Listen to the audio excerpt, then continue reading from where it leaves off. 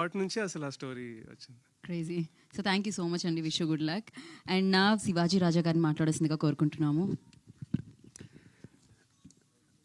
ఇక్కడ విచ్చేసిన అందరికీ నా హృదయపూర్వక నమస్కారాలు. మా మనోజ్ మద్రాసులో స్కూల్ డ్రెస్ వేసుకుని స్కూల్కి వెళ్తున్నప్పటి నుంచి నేను చూస్తూనే ఉన్నాను. మనిషి బంగారం మనోజ్, మనస్సు కోహినూరు వజ్రం. అతని చెయ్యి ఎంత మంచిదంటే మొన్న ఈ మధ్యనే రాజు వెడ్స్ రాంబాయ్ తన చేతుల మీదుగా రిలీజ్ చేశాడు. అది సూపర్ డూపర్ హిట్ అయింది. ఈ సినిమాకు కూడా మా బంగారం బ్లెస్సింగ్స్ ఈ సినిమాకు ఉంటాయని మనస్ఫూర్తిగా కోరుకుంటున్నా. ఇంక ఈ సినిమాకు వస్తే అవినాష్ కర్మ కర్త క్రియ అన్నీ అతనే. నాకు నాలుగో వ్యక్తి తెలియదు. ఈ మూడు కూడా అవినాషే.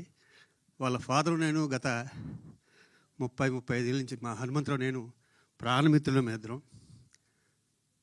ఈ సినిమాలో హనుమంతరావు క్యారెక్టర్ నేను వేశాను. తన అవినాష్ ఫాదర్. అలాగే చాలా మంచి టెక్నీషియన్స్ ఉన్నారు. మా వేణుమాధవ్ గారు, బుర్రవేణుమాధవ్ గారు, సాయి గారు, అలాగే చౌడకి ప్రసాద్ గారు, మిగతా పెద్దలందరూ ఉన్నారు. ఇంకా చాలా ఈవెంట్స్లో ఈ సినిమా గురించి మాట్లాడాలి. ఆఖరిగా ఒక్క నిమిషం చెప్తా. అవినాష్ ఫాదర్ ఫోన్ చేసి శివాజీ కొంచెం మా వాణి జాగ్రత్తగా చూసుకోమన్నాడు. అలాగే అన్న. ఫస్ట్ షాటు ఏదో పిజ్జా సీన్ జరుగుతుంది మా ఇద్దరి మధ్యన.